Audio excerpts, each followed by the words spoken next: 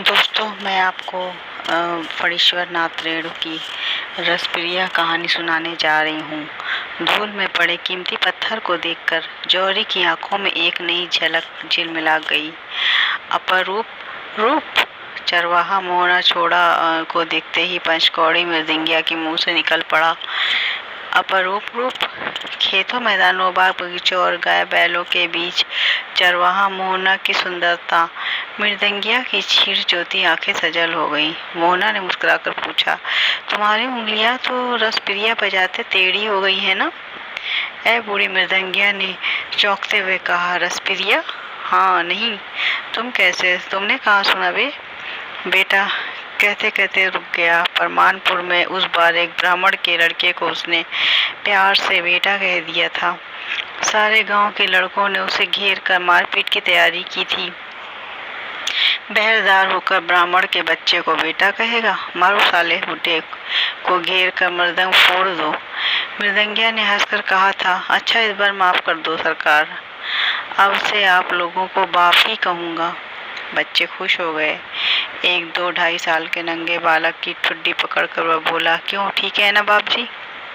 बच्चे ठठाकर हंस पड़े थे, लेकिन इस घटना के बाद फिर कभी उसने किसी बच्चे को बेटा कहने की हिम्मत नहीं की थी। मोहना को देखकर बार बार बेटा कहने की इच्छा होती है। रसप्रिया की बात किसने बताई तुमसे? बोलो बेटा। 10-12 साल का मोहना भी जानता है। पंचकौड़ी अधपगला है, कौन इससे पार पाए? उसने दूर मैदान में चरते हुए अपने बैलों की ओर देखा। मृदंगिया कमलपुर के बाबू लोगों के यहाँ जा रहा था। कमलपुर के नंद बाबू के घराने में मृदंगिया को 4 मीठी मीठी बातें सुनने को मिल जाती हैं। 1-2 जून भोजन को बंधा हुआ ही है। कभी कभी रस चर्चा भी यहीं आकर सुनता है। वह 2 साल के बाद वह इस इलाके में आया है। दुनिया बहुत जल्दी जल्दी बदल रही है। आज सुबह शोभा मिसर के छोटे लड़के ने तो साफ साफ कह दिया, तुम जी रहे हो या थेथरई कर रहे हो मृदंगिया? हाँ, या जीना भी कोई जीना है, निर्लजता है और थेथरई की सीमा होती है। 15 साल से वह गले में मृदंग लटका कर गांव गांव घूमता है, भीख मांगता है। दाहिने हाथ की टेढ़ी उंगली मृदंग पर बैठती ही नहीं है। मृदंग क्या बजाएगा? अब तो धातिंग भी बड़ी मुश्किल से बजाता है। अतिरिक्त भांग गांजा सेवन से गले की आवाज विकृत हो गई है, किंतु मृदंग बजाते समय विद्यापति की पदावली गाने वालों की वह चेष्टा वश करेगा। फूटी भांति से जैसी आवाज निकलती है, वैसी ही आवाज सोए सोए। 15-20 साल पहले तक विद्यापति नाम की थोड़ी पूछ हो जाती थी। शादी ब्याह और यज्ञ, उपनयन, मुंडन, छेदन आदि शुभ कार्यों में विद्वतिया मंडली की बुलावट होती थी। पंचकौड़ी मृदंगिया की मंडली ने सहरसा और पूर्णिया जिले में काफी यश कमाया है। पंचकौड़ी मृदंगिया को कौन नहीं जानता? सभी जानते हैं, वह पगला है। गांव के बड़े बूढ़े कहते हैं, अरे पंचकौड़ी मृदंगिया का भी एक जमाना था। इस जमाने में मोहना जैसा लड़का भी है, सुंदर, सलोना और सुरीला।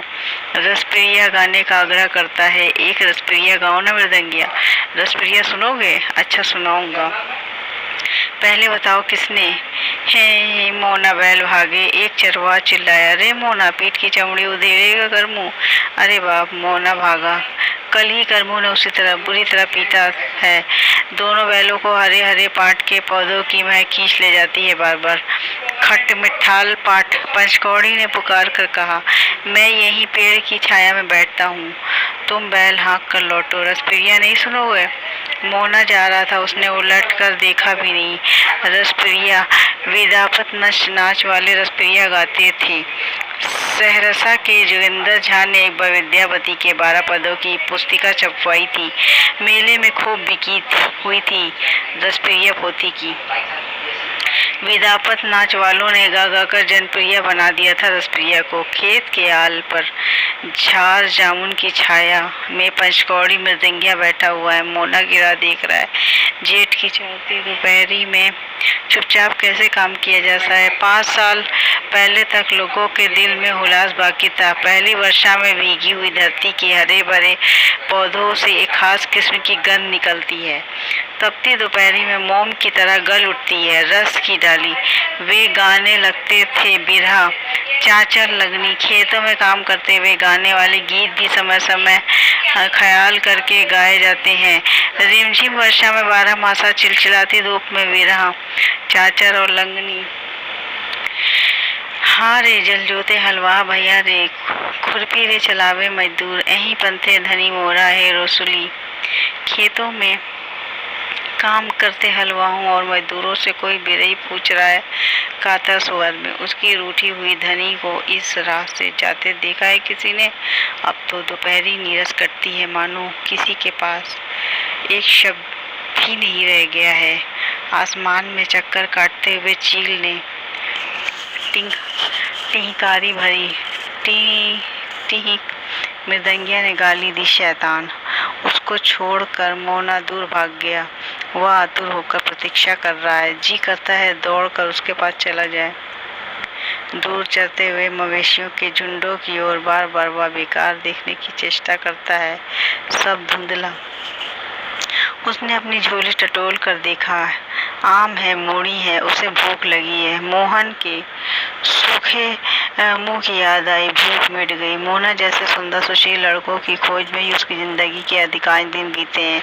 विदापत नाच में नाचने वाले नटुआ का अनुसंधान खेल नहीं, समर्णों के घर में नहीं, छोटी जाति के लोगों के यहाँ मोना जैसे लड़की मुहा लड़के हमेशा पैदा नहीं होते। ये अवतार लेते हैं समय समय पर। जदा मैथिल ब्राह्मणों, कायस्थों और राजपूतानों के यहाँ विदापत वालों की बड़ी इज्जत होती थी। अपनी बोली मिथिलाम में नटुआ के मुंह से जन्म अवधि हम रूप निहारत सुन के वे निहाल हो जाते थे।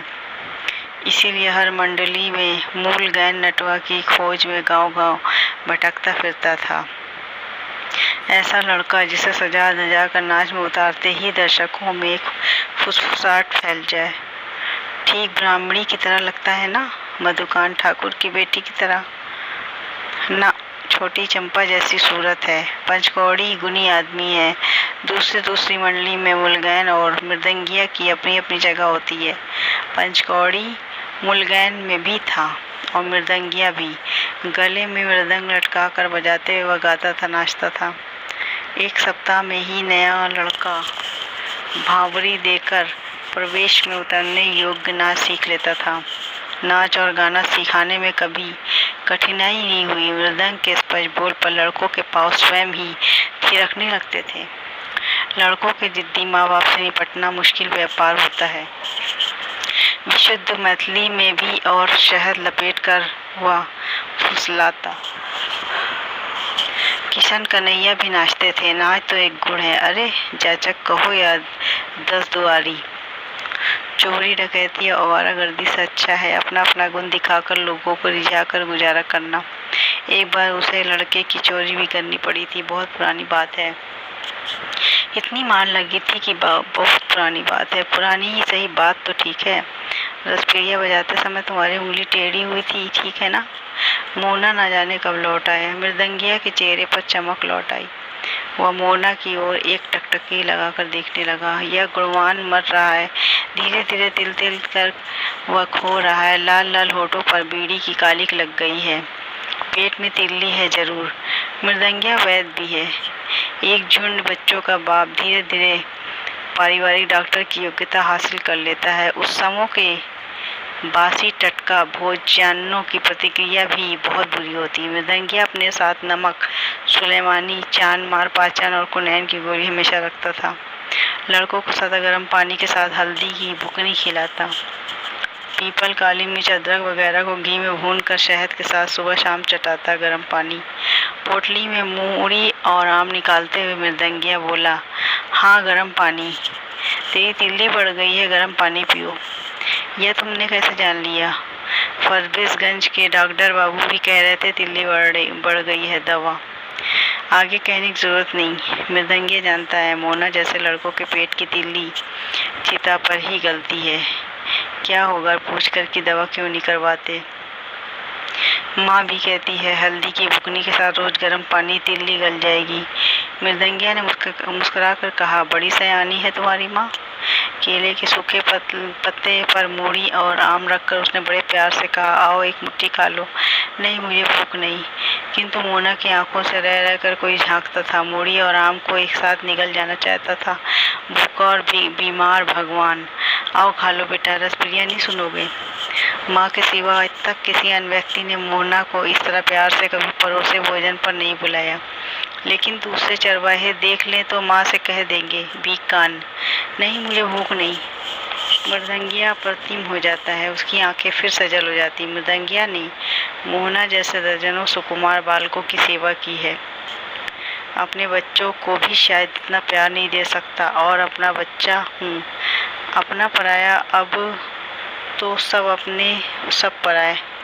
मोहना, कोई देख लेगा तो क्या होगा? माँ से कह देगा तुम भीख मांगते हो ना। कौन भीख मांगता है? मृदंगिया के आत्मसम्मान को इस भोले लड़के ने बेवजह ठेस लगा दी। उसके मन की झांपी में कुंडली कार सोया हुआ सांप फन फैलाकर फुफकार उठाए, साला मारेंगे। वह तमाचा की गाली क्यों देते हो? मोना ने डर से प्रतिवाद किया।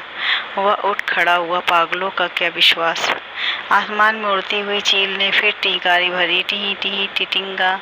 मोना, मृदंगिया की आवाज़ गंभीर हो गई। मोना जरा दूर जाकर खड़ा हो गया। किसने कहा तुमसे कि मैं भीख मांगता हूँ? मृदंग बजाकर, पदावली गाकर लोगों को रिझाकर पेट पालता हूँ। तुम ठीक कहते हो। भीख का ही अन्न है वह, भीख का ही फल है। मैं नहीं दूंगा। तुम बैठो, मैं रसप्रिया सुना दूँ। मृदंगिया का चेहरा धीरे धीरे विकृत हो रहा था। आसमान से उड़ने वाली चील अब पेड़ की डाली पर जा आ बैठी थी।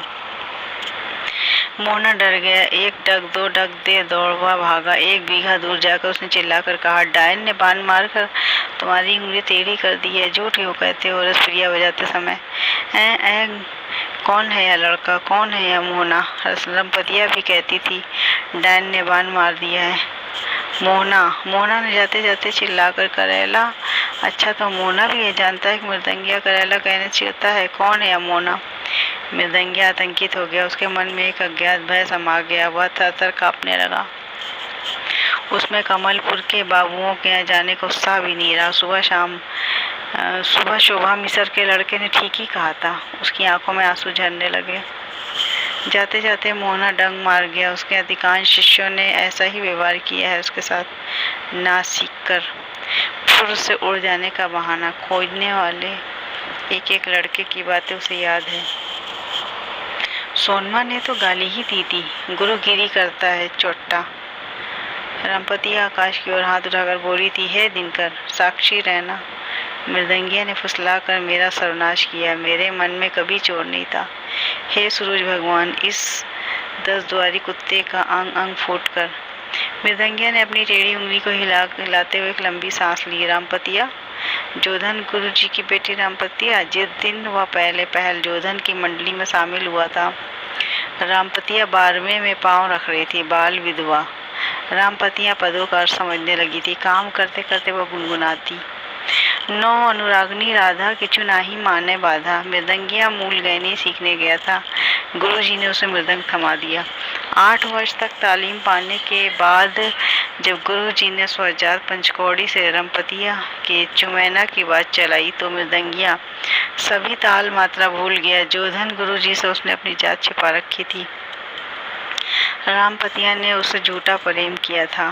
गुरुजी की मंडली छोड़कर वह रातों रात भाग गया। उसने गांव आकर अपनी मंडली बनाई, लड़कों को सिखाया पढ़ाया और कमाने खाने लगा। लेकिन वह मूल गैन नहीं हो सका कभी।